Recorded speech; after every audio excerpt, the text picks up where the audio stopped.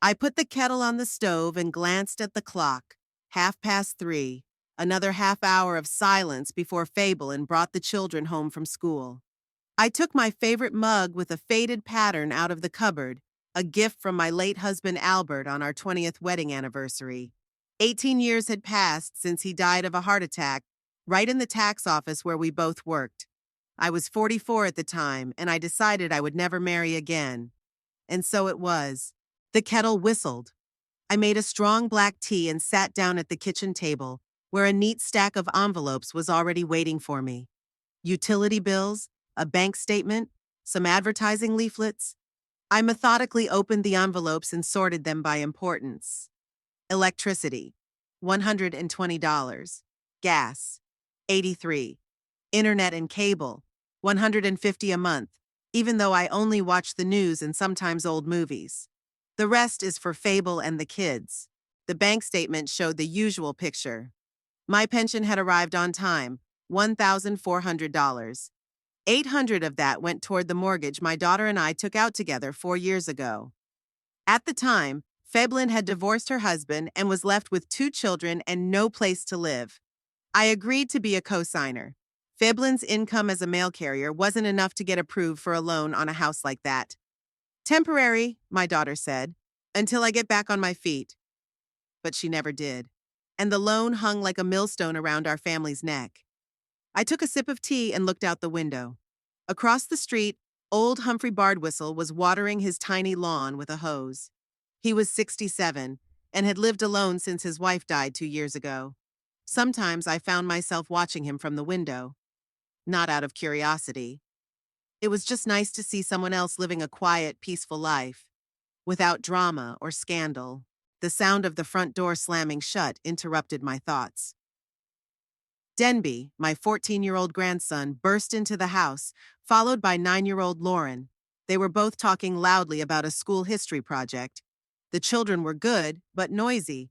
They had obviously inherited their mother's tendency to turn any event into a little drama. "Grandma," Lauren called, peeking into the kitchen, "do we have any cookies?" "In the jar on the shelf," I replied, nodding toward the cupboard. Fabelin was the last to enter, tired as always after a day's work. At 35, she looked older than her age. Constant financial struggles, 2 children, and a divorce had taken their toll. Her hair was pulled back into a messy ponytail, and her mail carrier uniform was wrinkled and dusty. "Mom, we need to talk," Fabelin said, sitting down across from me at the table. I tensed up inside. When my daughter started a conversation with those words, it always meant she wanted money. Over the past 6 months, these conversations had become more frequent, occurring once or twice a month.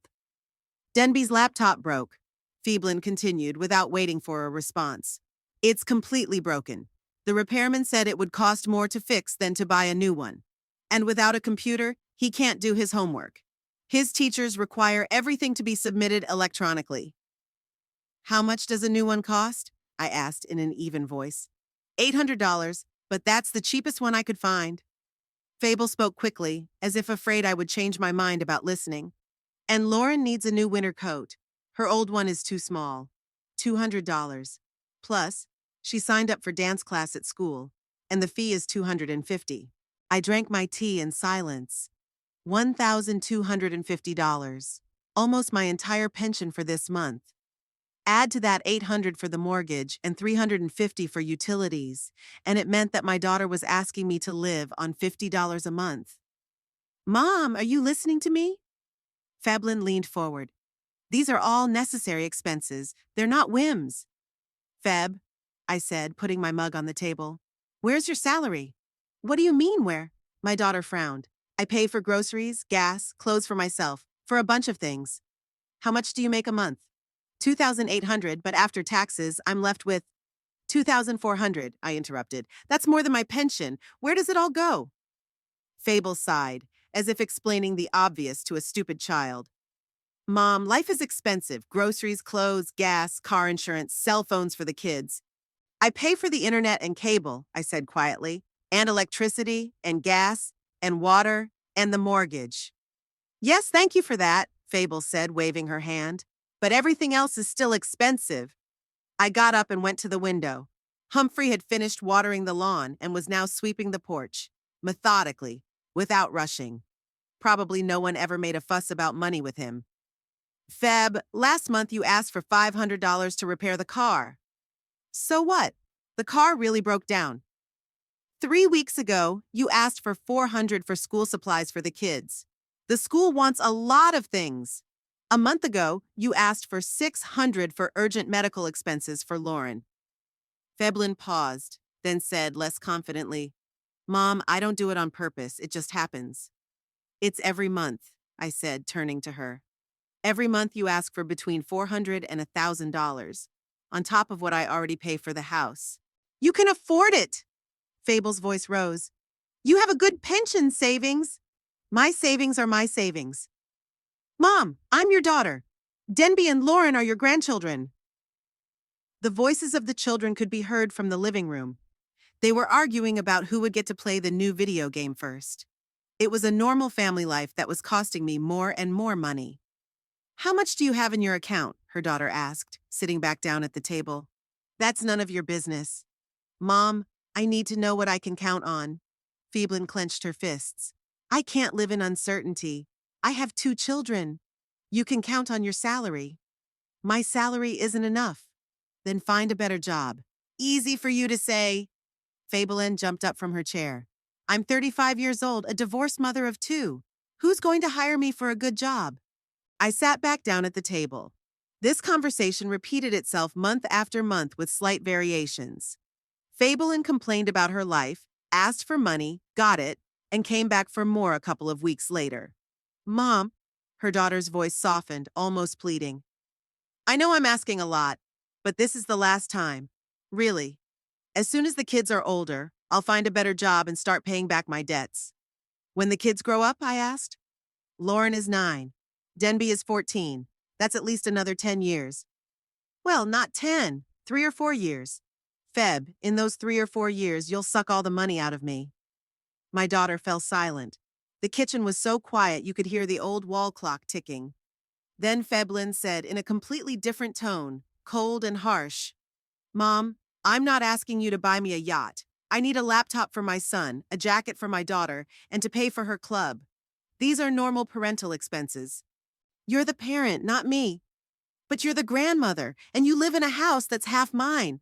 I felt something tighten in my chest. There it was. My daughter had finally said what she really thought. Half yours? Yes. We took out the mortgage together. So the house is ours. I made the initial down payment of $45,000 from my savings. But we took out the loan together because your salary wasn't enough to get approved.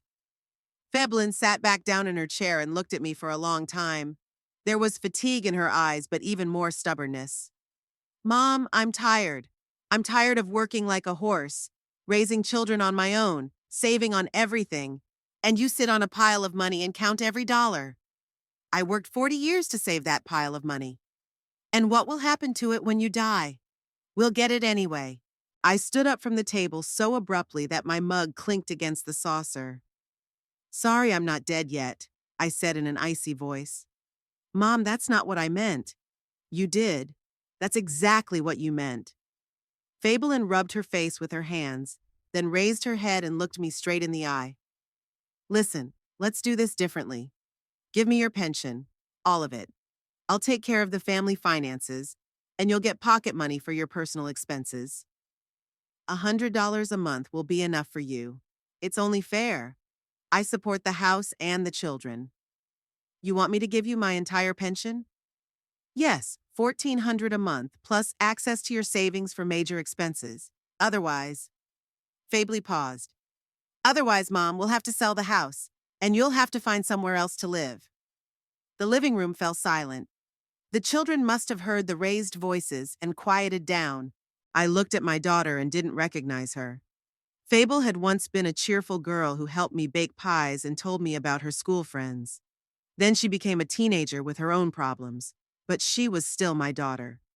And now there was a stranger sitting across from me, calmly demanding that I give her my entire pension and threatening to evict me. All right then, I said and went to my room. I took an old suitcase out of the closet that I hadn't opened in 5 years. I put it on the bed and started packing my clothes: 3 dresses, a warm sweater, underwear, a nightgown. From the bathroom, I took my toothbrush, comb, and medicine. Veblen stood in the doorway and watched. "Mom, what are you doing?" I didn't answer. I took a photo of my late husband from the nightstand and carefully placed it among my belongings. I added the book I had been reading at night. I took my documents out of the safe: my passport, insurance policies, bank cards. "Mom, are you leaving?" Fablin stepped into the room. "Don't be silly, we'll work something out. We already worked it out. You get the house, I get my freedom." I locked the suitcase and picked it up. The items were light. I never liked to accumulate junk. "Mom, wait, let's talk about this calmly." I walked past my daughter into the hallway. There I picked up my coat and purse. "Grandma?" Lauren peeked out of the living room. "Are you going somewhere?" "Visiting," I replied curtly. I opened the door and stepped out onto the porch. Feblin rushed out after me. "Mom, don't be silly. Come back." I reached the gate and turned around. My daughter was standing in the doorway, confused and angry at the same time. I turned and walked down the street, ignoring Feblin's cries after me. I stopped at Humphrey's gate and felt uncertain for the first time in a long time. What would I say? "Hello, my own daughter kicked me out. Can I come in for tea?" It sounded ridiculous. But standing on the street with a suitcase was also stupid, especially considering that Fable was probably watching from the window. The suitcase was heavier than I thought. A few minutes ago when I was packing, it seemed light, but now the handle was digging into my palm. I switched it to my other hand and climbed the steps to the Humphreys' house. The porch was swept clean. I'd seen him do it every day at the same time. Humphrey's house had always seemed to me a model of order.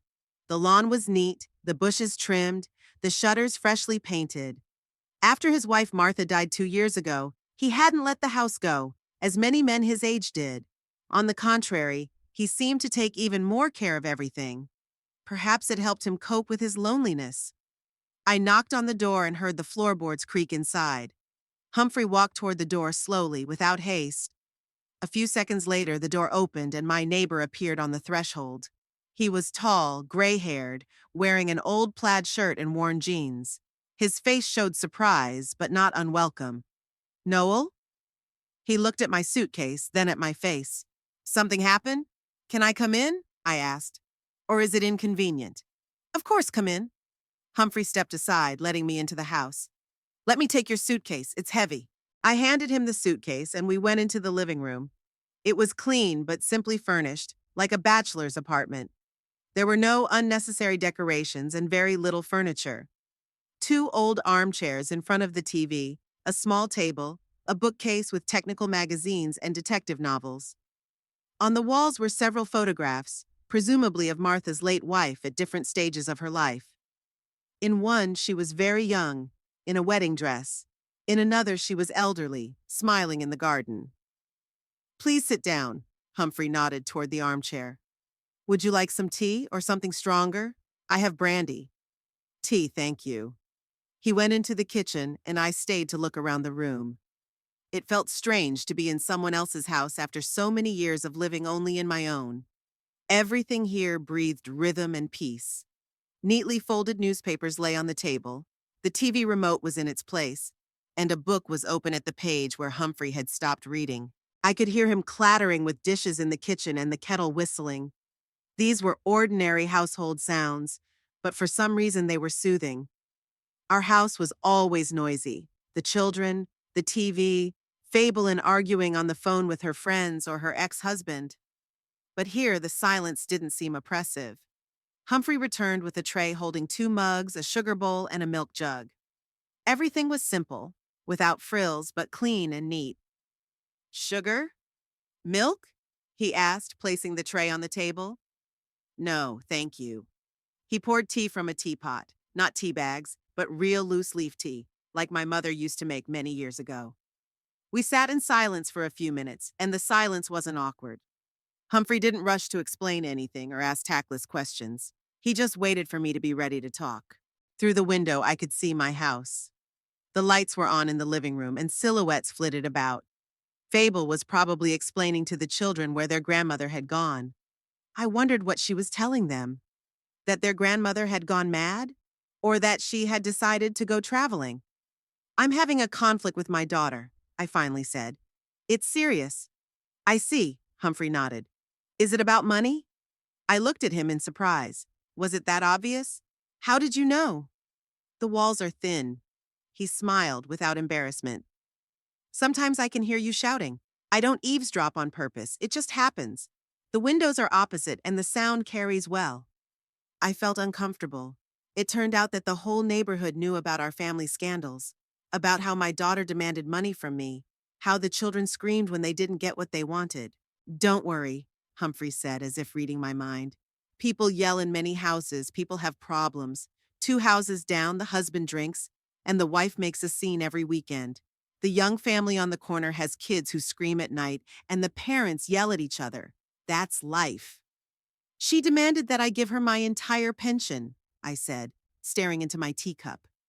She said I'd get $100 a month for pocket money, and she'd control the rest. Otherwise, she threatened to kick me out of the house I bought. Humphrey slowly put his mug down on the table.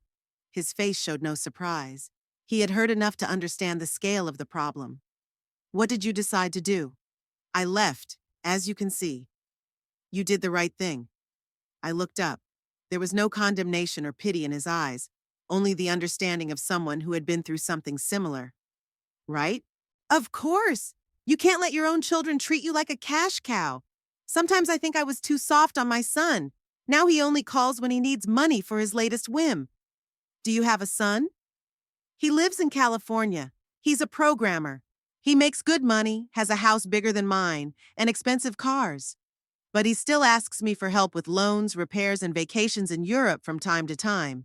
His wife also works for some big company, but why spend your own money when you have an old father with a pension? I nodded. It was a familiar story. Children get used to their parents always helping them and stop seeing boundaries. After Martha died, he came to visit, Humphrey continued, looking at a photo of his wife. He said he was sorry and would help me cope with my grief. But all he did was look around to see what he could sell, what documents I had for the house, how much money I had in my accounts. He thought I didn't notice. And what did you do? Nothing special. I just stopped answering his calls when they were about money.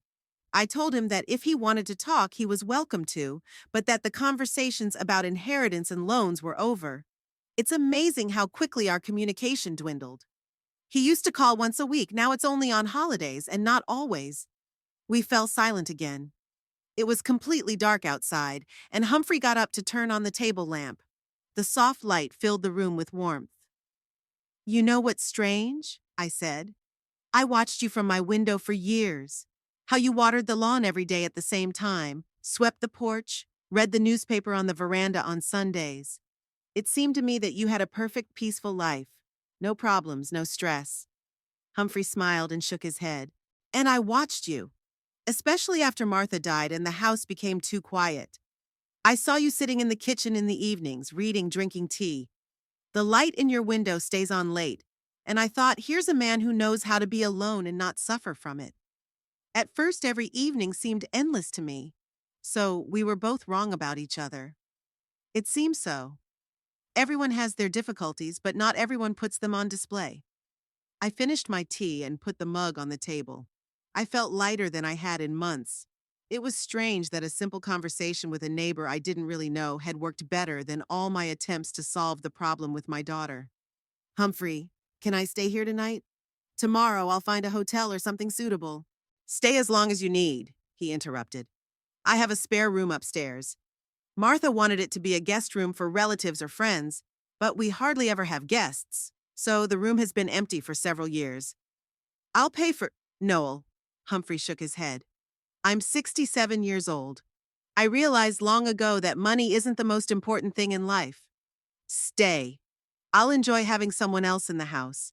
Otherwise, I only talk to the TV.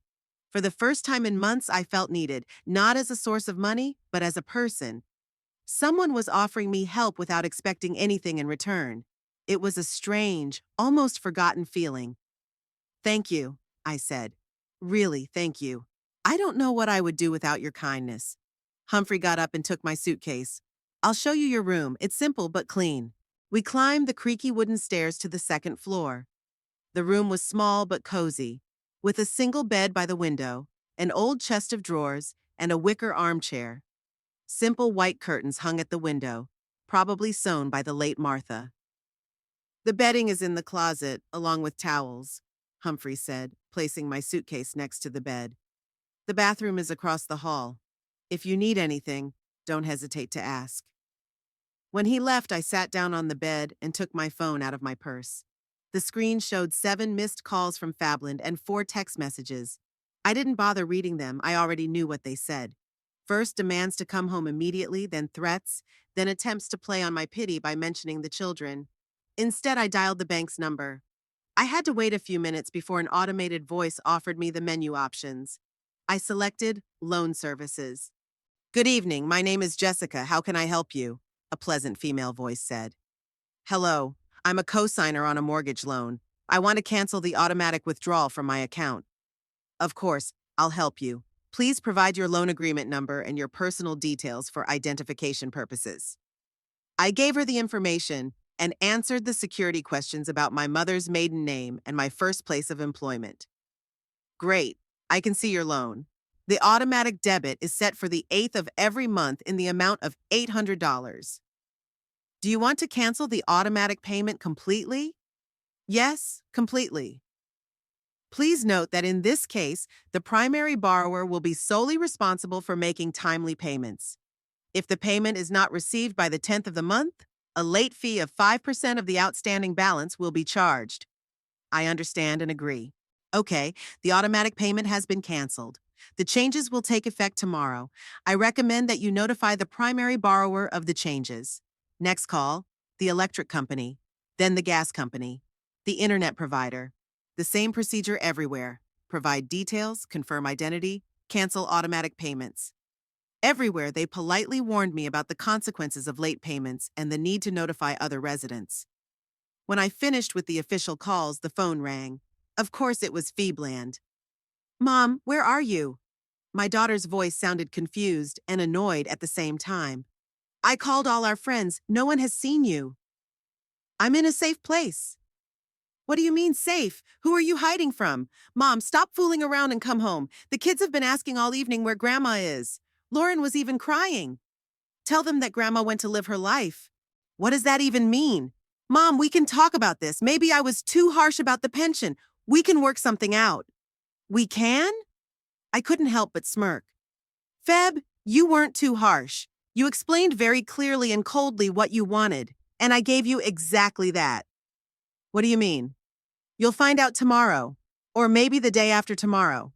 I turned off my phone and turned it off completely. Let my daughter rack her brains over what my words meant. In the meantime, I would take a shower in a strange house where no one would ask me for money for the next absolutely necessary expenses. As I went down to the bathroom, I heard Humphrey watching the evening news on TV downstairs. The usual sounds of a normal person's home. No shouting, no demands, no slamming doors. Just a quiet evening for an elderly man who doesn't cause trouble for others and doesn't expect them to solve his financial problems. Tomorrow, Fable will discover that the automatic payments on all the bills have been canceled. The day after tomorrow, she will realize what that means for the family budget, and then we'll see if she still wants to control my money and dictate the terms of my life in my own home. I woke up in an unfamiliar room to the sound of rain outside the window. For a few seconds, I tried to figure out where I was. Then I remembered last night. Humphrey's house, the guest bedroom, my escape from my daughter and her demands. A small clock ticked on the nightstand. It was 7:30 in the morning. There was a soft clattering downstairs. Humphrey was probably making breakfast. I got up, washed in the small bathroom across the hall, and went down to the kitchen. My neighbor was standing at the stove in an old robe frying eggs. "Good morning," he said without turning around. "Coffee or tea?" "Coffee, please." "Would you like some eggs, or are you not having breakfast?" "I'll have some, of course." We ate in silence, listening to the rain drumming on the roof. Through the kitchen window, I could see my house. The living room light was on, even though it was already morning. So someone was up early, or hadn't slept at all. "They're looking for you," Humphrey remarked, following my gaze. Late last night, my daughter went out on the porch and looked around. And early this morning, I saw her get into a car. She probably went out to look for you. I nodded, finishing my coffee. Of course, Fable couldn't just accept my decision. She needed to find me, drag me home, and continue milking me for money. My phone was lying on the table, turned off. I turned it on and immediately saw 14 missed calls and 8 messages. All from Fable, of course. The last message came at 6 in the morning. Mom, where are you? I'm really worried. Call me right away. Not going to answer? Humphrey asked. Not yet. Let her think about it. But at 8:30, the phone rang, and I decided to pick it up. My daughter's name was on the screen. Mom! Feblan's voice sounded frightened. Thank God you answered. Where are you? I told you I'm in a safe place. Mom, what's going on? The bank just called. They said my mortgage payment didn't go through. Something's wrong with your account. I took a sip of coffee, giving my daughter time to process the situation. Mom, can you hear me? The bank says the automatic payment has been canceled. How is that possible? It's very simple. I called yesterday and canceled it. A few seconds of silence. Then, what do you mean you canceled it? You can't do that. Why not? It's my account, my money. But we're joint account holders. You don't have the right to make decisions like that on your own. I do. I have the right to decide where my money comes from. And you, as the primary account holder, can pay it yourself. Febland was silent. I could hear her breathing heavily. Mom, that's $800. Where am I going to get that? From your salary. You said the house is half yours, so pay for it. I don't have $800 to spare. You know that? Then find it. Or sell something, or borrow it. Humphrey got up from the table and tactfully left the room, leaving me to talk alone. Mom, stop it! Fable's voice was becoming increasingly hysterical. You can't do this. I have children. You have children, and you're their mother. That means you have to support them, not pass the buck to their grandmother. But you always helped. I helped when you asked me to. Yesterday you didn't ask. You demanded. You demanded that I give you my entire pension. Remember? Silence. Then a quiet, confused voice. Mom, that's not what I meant. That's exactly what you meant. You said, give me your pension or find somewhere else to live. I chose the second option. Where are you? Come home, we'll talk about it. No. What do you mean, no? It's very simple. No. Febland started crying. Not the tears she sometimes shed to make me feel sorry for her, but real tears of despair. Mom, what are you doing? I have to make a payment by the 10th or they'll charge me late fees, and I really don't have any money. But yesterday you had money for an $800 laptop. That's different money. I wanted to buy the laptop on credit, then pay your mortgage on credit. I heard something fall on the phone. Fable, and must have dropped something in her nervousness. Mom, the electric company called again. They said the automatic payment was canceled too, and the gas company called. Yes, I canceled all the automatic payments. If you want to manage the family finances, then go ahead. But nothing is in my name. All the bills are in your name. Exactly, and I'll pay them when I want and how much I want. Mom, this is crazy. They'll cut off our electricity, gas, and internet. They'll cut you off. I live here just fine. F. Blen started crying again, louder this time. The kids have school tomorrow. Denby needs the internet for his homework. Lauren is asking why Grandma left. What am I going to tell her? Tell her the truth, that Mom demanded all of Grandma's pension and threatened to kick her out of the house. I didn't kick her out. I just wanted our finances to be in order. In order? You call it order when I pay for everything and you spend your salary on nonsense? Nonsense what? I need clothes, cosmetics, gas. Manicures every 2 weeks, coffee at expensive cafes, clothes you wear once a month, gifts for your friends. How do you know? I'm not blind, and I'm not stupid. I've worked with numbers for 40 years. I know how to count. A long pause. Then Fablin said in a different voice, not hysterical, but tired. Mom, what do you want? Do you want me to apologize? Fine, I'm sorry. I was wrong. Will you come back now? No. Why not? Because you're not apologizing because you realize you were wrong. You're apologizing because you can't live without my money. That's not true. Yes, it is. If you had your own money to pay for everything, you wouldn't even notice I was gone. Silence again. I could hear Fable walking around the house, the floorboards creaking, doors slamming. Fine, she said finally. Fine, maybe you're right. Maybe I've gotten too used to your help, but what am I supposed to do now? Learn to live on your salary. What about the mortgage? What about the utilities? How did you think you were going to live when you demanded my pension? You had to have planned to pay the bills somehow. I thought I would manage all the money wisely. Your pension and my salary. My pension is no longer available to you. Mom, but we're a family. A family is when people respect each other, not when one person supports everyone else and has to listen to their complaints. Feblin started crying again. Mom, I don't know what to do. I really don't. I have $300 in my account. That's not even enough for the mortgage, let alone utilities and groceries. You have a credit card. The limit is only $1,000 and half of that is already spent. That means you have $500 left. That'll be enough for now. And then? Then you'll learn to budget. Mom, you realize I could lose the house, right? We'll be evicted and the kids will have nowhere to live. There it is, playing the children. The last argument Fable always used when the others didn't work. You won't lose the house. At most, you'll be charged late fees. It's unpleasant, but it's not the end of the world. What if I can't keep paying? Then you'll have to sell the house and buy something cheaper, or rent an apartment. But the kids are used to this house. They have friends here, school. Kids get used to any house, and your friends aren't going anywhere. Humphrey glanced into the kitchen, pointed at the clock, and said silently, I have to go to the store. I nodded.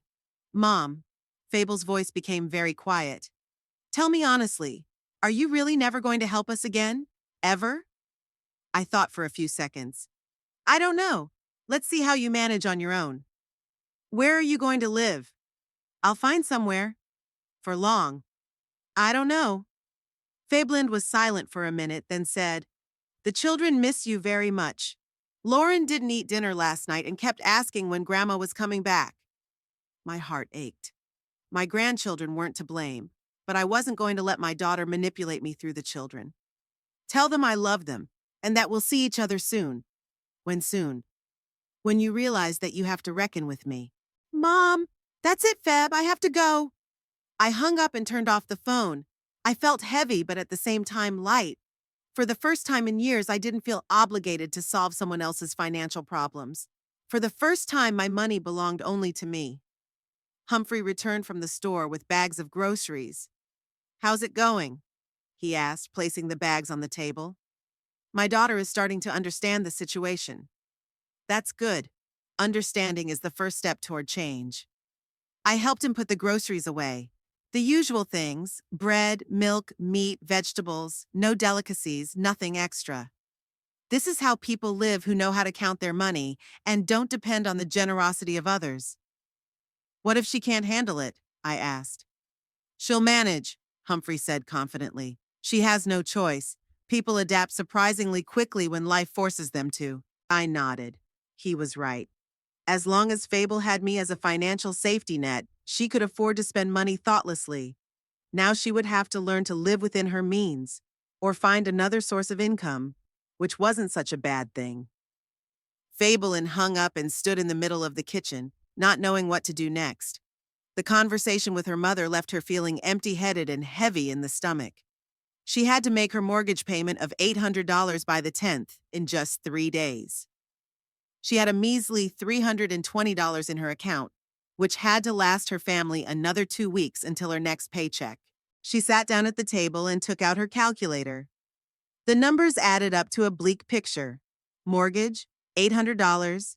Electricity, $120. Gas, $83. Internet, $150. That was a total of $1,153 in bills that her mother used to pay, plus groceries for the week, at least $200. Gas, $100. It came to almost $1,500, which she simply didn't have. Denby came down to the kitchen in his school uniform, yawning and disheveled. "Mom, the internet isn't working," he said, pouring himself some juice from the refrigerator. "I can't download my history assignment." "Temporary problems," Fable replied curtly, hiding the calculator. "We'll fix it today." "Where's Grandma? Isn't she back yet?" "Not yet." Denby shrugged and left for school. The teenager didn't care where his grandmother was as long as no one bothered him. But Lauren, who appeared 10 minutes later, was clearly upset. "Mom, when is Grandma coming home?" the girl asked, sitting down at the table with a bowl of cereal. "She promised to help me with my animal project." "Soon, sweetie." "Why did she leave? Did you two have a fight?" Fablan didn't know what to say. Tell the truth? That her mother had demanded all of her grandmother's pension money and that her grandmother was upset? It sounded awful, even in her own mind. "We just have different views on some things." Lauren nodded, not understanding but accepting the explanation. Children are surprisingly adaptable to change, as long as it doesn't affect them directly. After Lauren left for school, Feeblin sat down at the phone. First, the bank. Maybe she could arrange a deferment or restructure the loan. "Hello, this is about my mortgage," she said when the operator answered. "I'm having some temporary financial difficulties and I can't make my payment on time." "I understand your situation," the man on the other end of the line replied politely. "What is your account number?" Fabelin gave him the number and answered the security questions. "I see your loan. There is no outstanding balance and the last payment was made last month. How long do you need the deferral for?" "A month, maybe 2. Unfortunately, deferrals are only possible in exceptional circumstances such as job loss, serious illness, or natural disaster. Do you have any documents to prove such circumstances?" "No, just temporary difficulties." "Then I can only offer you a cash loan secured by real estate. The interest rate is 23% per annum." Feebland quickly calculated in her head. At that rate, the overpayment would be enormous. This was not a solution, but a way to drive herself into even greater debt. "Thanks, I'll think about it." The next call was to her ex-husband. Roger lived in another state, paid $300 a month in alimony, and considered his parental obligations fulfilled. But it was worth a try. "Feb?" Roger's voice sounded surprised. "Is something wrong?" "Temporary financial problems." "Can you help?" "Borrow me $1,000. I'll pay you back in a month." A long pause. "1,000?" Roger clearly wasn't expecting that amount. "What do you need it for?" "Mortgage, utilities, the usual expenses." "What about your mother? She always helped you." "We're not talking to each other right now." Another pause, then a sigh. "Feb, I don't have much spare cash myself. My new wife is pregnant and we're renovating the nursery. I can give you $300 on top of alimony, but no more. $300. That's not even half your mortgage payment." "Okay," said Feebland. "Transfer it to my account." "I'll transfer it tomorrow. And Feb, this is a loan. I'm expecting the money back." "Of course." She hung up and started flipping through her phone book. Friends. Who could she borrow money from? Sarah worked at an insurance company and must be making good money. Jen had recently gotten divorced and was receiving a decent alimony payment. Michelle. Sarah's phone rang. "Hi, how are you?" Her friend's voice sounded cheerful. "Not great, to be honest. Sarah, can you help me out with some money? $500, please." The tone of the conversation changed immediately. "Wow, what happened?" "Family budget issues. Temporary." "Feb, I'm not doing so well right now either. I had my car repaired and spent $2,000. I can give you $100, but no more." $100. From a friend who goes to expensive restaurants and buys clothes in boutiques every weekend. "Okay, it's not a big deal. I'll manage somehow." Jen couldn't help with a large sum either. $50 maximum, and that's before payday. Michelle didn't even answer the phone. By lunchtime, it was clear that friends were good for shopping trips and discussing other people's problems, but not for real financial help. In total, Fable could count on $450, $300 from her ex-husband and $150 from her friends. That was only enough for the mortgage, and even then, it was tight. The children came home from school hungry and irritable. "Mom, the internet still isn't working," Denby announced, throwing his backpack in the hallway. My English teacher gave us an assignment that can only be done online. What should I tell her tomorrow? Tell her there are temporary technical problems. Can I go to Jason's? His internet works. Go ahead. Lauren settled down in the kitchen with an album and markers. Mom, are we going to buy me sneakers today? She asked without looking up from her drawing. These are too small. My toes are touching the front. Phoebland looked at her daughter's feet. Sure enough, the sneakers were too tight. New ones would cost at least $100. Not today, sweetie. Next week. Why not today? Because Mom has a lot to do right now. Lauren shrugged and continued drawing. Phoebland sat down at the table and tried to assess the situation honestly. Her salary was $2,400 before taxes, $2,000 after. From that money, she had to pay for groceries, $400 a month, gas, $150, clothes for herself and the children, $200 school expenses, $100, entertainment and other odds and ends, another $200. That came to a total of $1,500 for living expenses.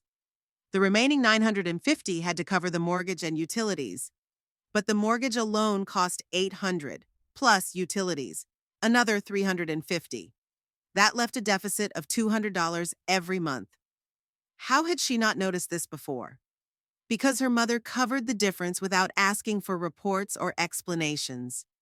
Phoebland had grown accustomed to thinking that $2,000 was a lot, not considering that half of her expenses were covered by others. Denby returned from his friend's house looking gloomy and angry. Mom, what's going on? He asked, sitting down next to her on the sofa. Jason says that if we don't pay for the internet, they'll cut us off. Haven't we paid? We did, but there was a mistake at the bank. We'll sort it out tomorrow. Where's Grandma? She usually takes care of all this. Fable looked at her son. At 14, he was old enough to understand family problems. Grandma, we disagree with her on some things. Like what? Money. Denby nodded. Teenagers quickly grasp the essence of adult problems. What's going to happen now? I don't know yet. What if Grandma doesn't come back? Fable had been trying not to ask herself that question all day. What if her mother really didn't come back? What if she was serious about living separately? Then they would either have to sell the house and move to a cheaper apartment, or find an additional source of income. She'll come back, she said, convincing herself more than her son. How do you know? Because we're a family. Denby looked at her skeptically, but didn't argue.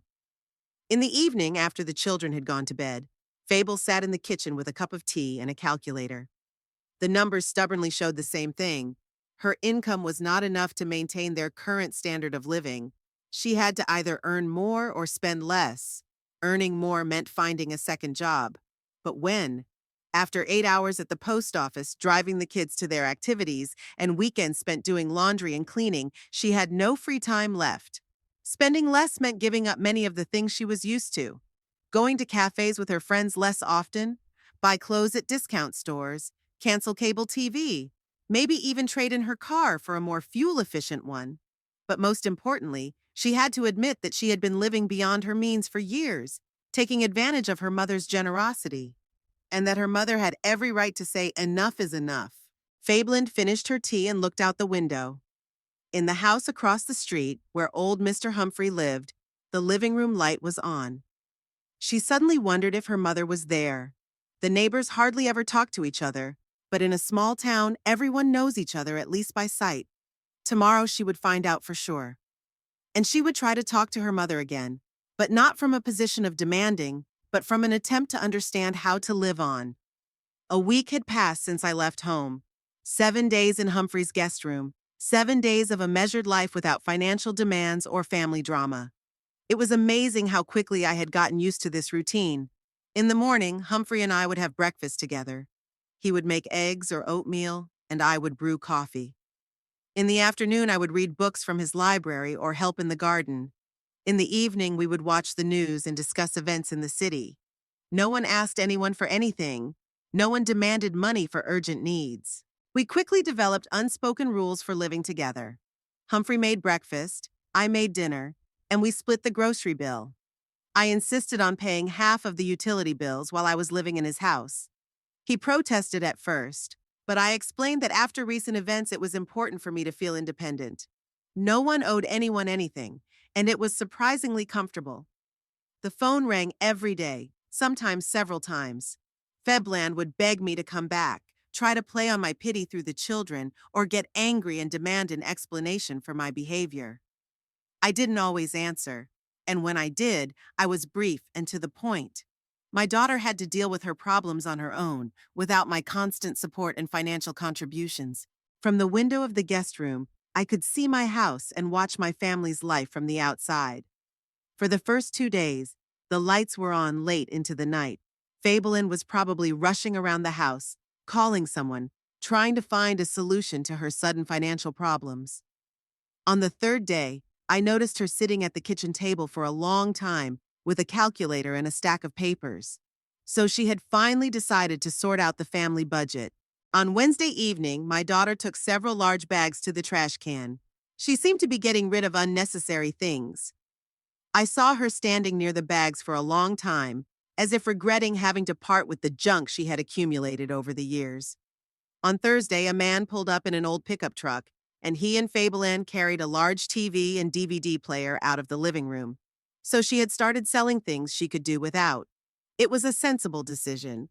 We had bought that TV 5 years ago when we didn't have financial problems, and it really was too big for the living room. On Friday morning, as I was drinking my coffee in Humphrey's kitchen and reading the local newspaper, there was a soft knock at the window.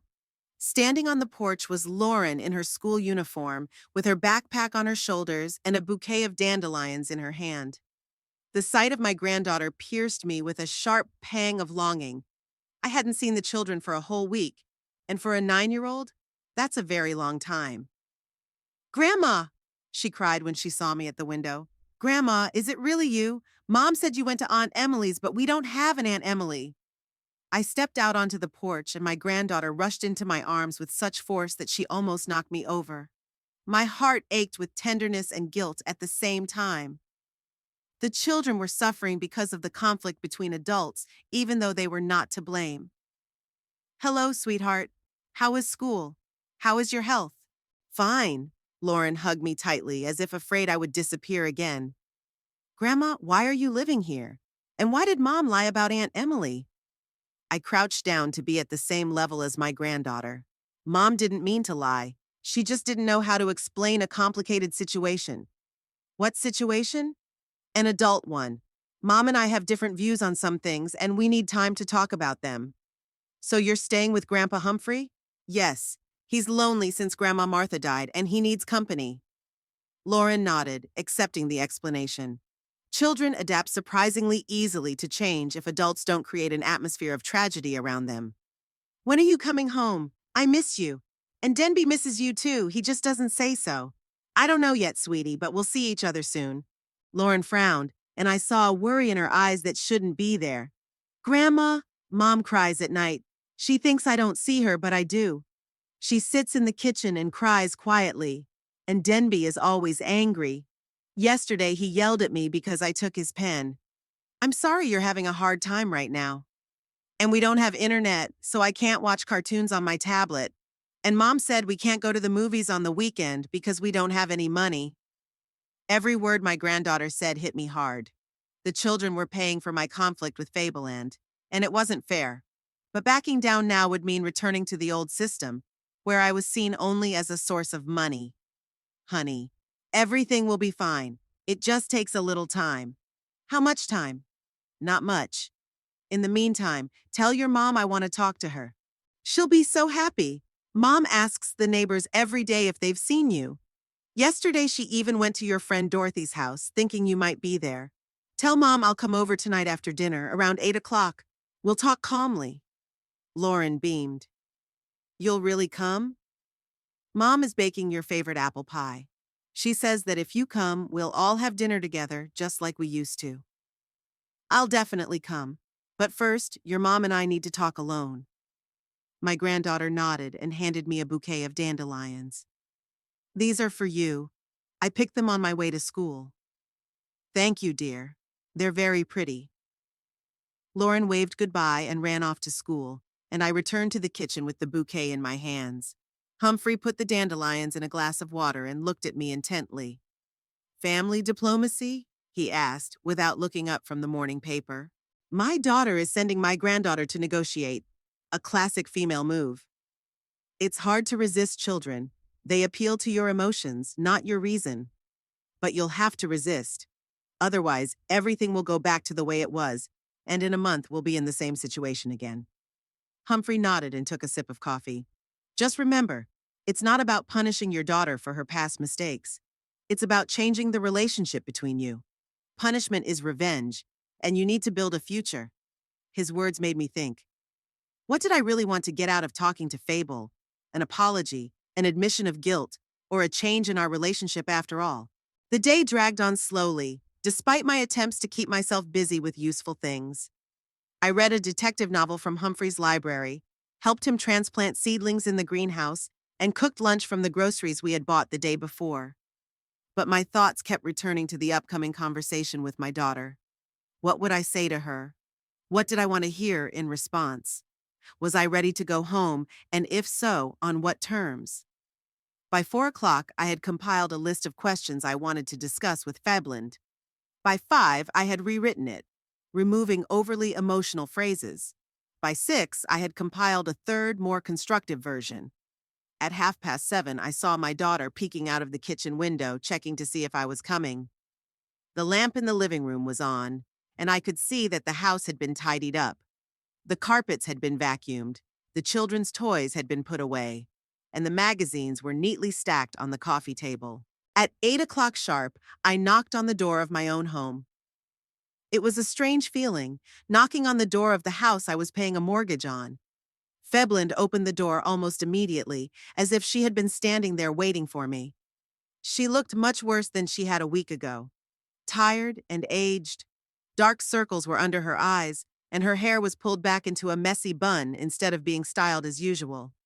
My daughter was wearing old jeans and a worn t-shirt, the kind of clothes she usually wore only for cleaning the house or working in the garden.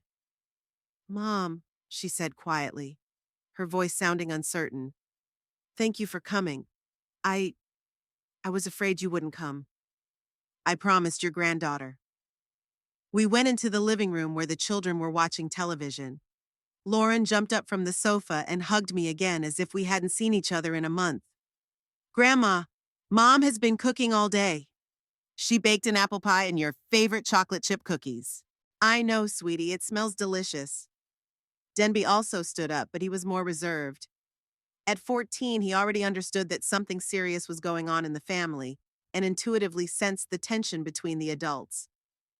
"Hi, Grandma," he said, shifting awkwardly from foot to foot. "How are you? How's it going at Mr. Humphrey's?" "Fine. He's an interesting man. Knows a lot about the history of our city. How's school?" The boy shrugged. So. The teachers give a lot of homework and we don't have internet. I have to go to the library or to my friends' houses. That's inconvenient, I understand. It's okay, we're used to it, Denby muttered, but it was clear that the situation annoyed him. Fable nervously fiddled with the edge of her sweater and shifted from foot to foot. "Mom, can we go to the kitchen? Let's talk in private." "Sure." We went into the kitchen, leaving the children in front of the TV. There was indeed an apple pie on the table, beautifully sprinkled with powdered sugar, and it smelled of cinnamon, vanilla, and home. Next to it was a plate of cookies and a vase of wildflowers. Fabelin was clearly trying to create an atmosphere of family warmth. "Sit down, Mom," said my daughter, pouring tea into my favorite mug with roses on it. "Sugar? Milk?" "The usual." We sat down at the table across from each other. Fabelin nervously stirred her tea with a spoon, although she didn't add any sugar or milk.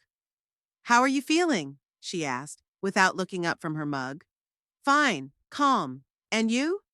"Not great, to be honest. This week has been difficult." We sat in silence for a few minutes, sipping our tea and listening to the sounds coming from the living room, where the children were watching a movie. Fabelin clearly didn't know how to start the conversation, and I didn't rush her. She needed to find the words herself to say what she wanted to say. "Mom," she finally said, looking up, "I wanted to apologize. For what I said last week, for my behavior, I was wrong. What exactly was wrong? Fablin paused, searching for the right words. I shouldn't have demanded your pension. It was your money, earned by your hard work. And I had no right to give you an ultimatum and threaten to kick you out of the house you bought. Yes, that was wrong. And also, I realized that I had become too accustomed to your help. I stopped appreciating what you did for our family. I took your support for granted. I nodded, waiting for her to continue. This week, I had to deal with the finances on my own, Fable continued, and I realized that I have no idea how to plan a family budget. I didn't even know how much our life really costs, how much we spend each month. How much is it? My daughter took a school notebook out of the desk drawer, filled with numbers and calculations. More than I earn, she admitted. $200 or $300 a month, if you count all the expenses. The mortgage, utilities, groceries, clothes for the kids, school expenses. If I had to pay for everything myself, I just wouldn't be able to cope. And what have you decided to do with this information? I've already done something. Fable turned the pages of her notebook. I sold the old TV in the living room and the DVD player, which we didn't use anyway after streaming services came along. I got $400. That'll last a month or two at most. Yeah, I know. So I also canceled my magazine subscriptions, which I didn't really read, and cable TV. That's $80 a month saved.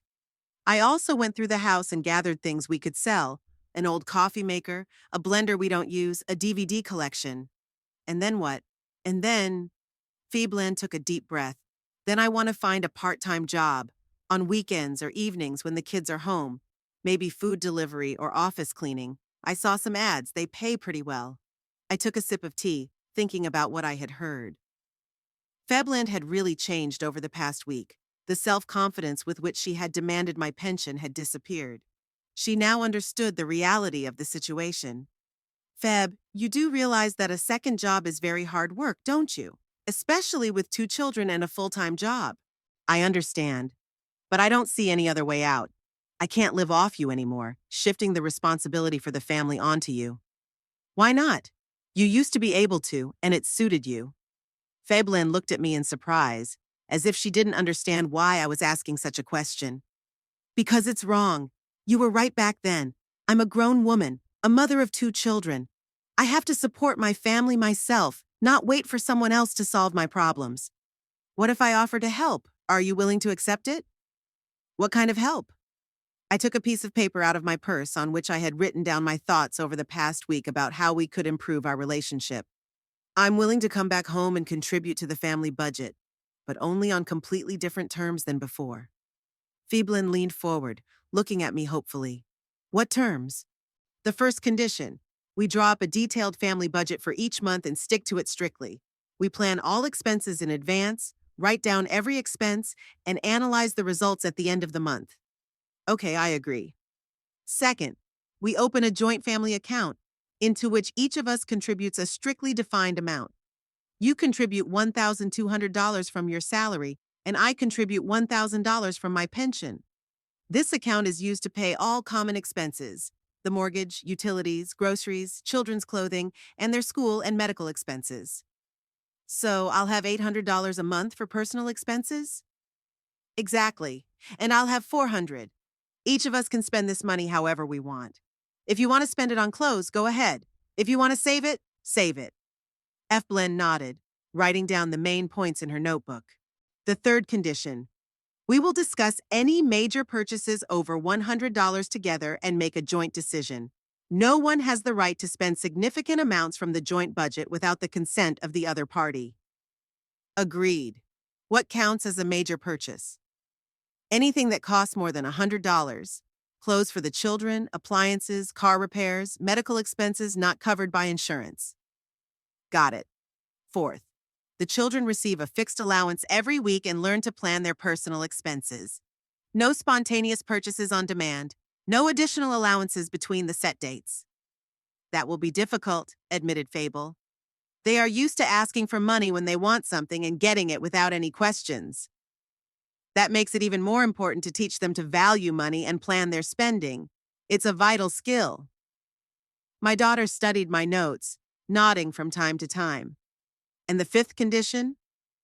The fifth, and most important, we respect each other as equal participants in the family budget. No one forces anyone, issues ultimatums, or demands reports on personal spending. If there are disagreements about shared expenses, we discuss them calmly and look for a compromise. Fableand was silent for a few minutes, carefully rereading the notes and thinking about each point. Mom, what if I still can't manage? What if my $800 isn't enough for my personal expenses? Then you'll either have to find additional income or rethink your spending to save money. Can't you help me out with your personal $400? No, I said firmly. $1,000 a month is the maximum I can contribute to the family budget. The rest of my money I spend on myself or save for my future. I see, Fable nodded. What if something serious happens to the children? Illness, an accident, some kind of emergency expense? Then we'll discuss the situation separately and make a decision together. But normal everyday expenses, clothes, school, entertainment, extracurricular activities, are part of the family budget, nothing more. Okay, said his daughter after a long pause. I agree, on all your terms. Are you sure? Think about it carefully. This means you'll have to live according to a strict plan. No impulse purchases, no payday loans, no requests for extra help. I'm sure, Fable replied firmly. This week I realized that I have no idea how to handle money. I need clear rules and boundaries. Otherwise, I'll start spending recklessly again. I reached across the table and held out my hand to her. Then it's a deal. Family budget partners. We shook hands, and for the first time in a long time, I felt like I was talking to my daughter as an equal. Not like a child asking for money for another toy, but like an adult who is ready to take full responsibility for her decisions and their consequences. Mom, Fable said, not letting go of my hand, can I ask you one more question? Of course. Where were you this week? The kids thought you had left town to visit some distant relatives. At Humphrey Bardwhistle's, across the street. He's lonely since his wife died and lives all by himself. I felt calm and comfortable there. Is he a good man? Very good. And wise. He explained a lot to me about family relationships and how important it is not to lose your dignity. Fableand nodded, absorbing every word. When will you be coming home? Tomorrow morning, if you're really ready for the new rules. But first, we need to draw up a detailed budget for next month and go to the bank to open a joint account. Of course. I've already started writing down all our expenses I want to show you. We returned to the living room where the children were watching an old comedy on one of the free channels. So, is the family council over? Asked Denby, without taking his eyes off the screen. Grandma's coming home tomorrow, said Fable. But we're going to have new rules about money and the family budget. What rules? Lauren asked, turning to us. You'll get a fixed amount of pocket money once a week, I replied. And if you spend it before then, you won't get any more until the next time. Denby looked up from the TV and turned to me. How much pocket money will we get? We'll discuss it tomorrow when we draw up the family budget, but it will definitely be less than you're used to getting on demand. The boy grimaced, but shrugged philosophically. Okay, that's fine. The main thing is that the internet is finally turned on so I can do my homework properly. We'll turn it on first thing, promised Fableand. I got up from the sofa and picked up my purse. I have to go now. I'll come back tomorrow morning with my things. Lauren jumped up and hugged me tightly again. Grandma, what about the pie? Mom baked your favorite apple pie especially for you. I'll be sure to try it tomorrow, sweetie. And the cookies, too. I promise. Fableand walked me to the door, and we stopped at the threshold. Mom, thank you, she said quietly so the children wouldn't hear. Thank you for giving me a chance to make things right and start over. Don't thank me yet, I replied. Let's see how it goes with the new rules. It might be harder than it seems. It'll work, my daughter said with unexpected confidence. Now it definitely will.